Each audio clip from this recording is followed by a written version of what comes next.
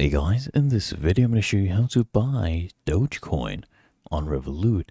The first thing I want you to do is just go to your homepage on Revolut and just come here and click on crypto from the homepage. And here in the crypto section, I want you to just go ahead and click on invest. So we're going to be investing in crypto. And here I want you to just scroll down and you should see it here under popular crypto. If not, you can go click on see all and search it up.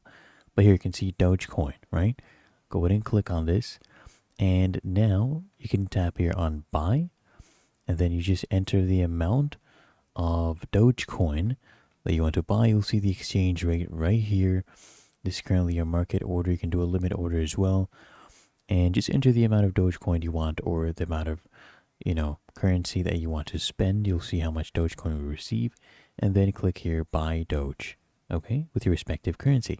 Really that easy. If you found this helpful, make sure you smash that like button, subscribe to App Mentor.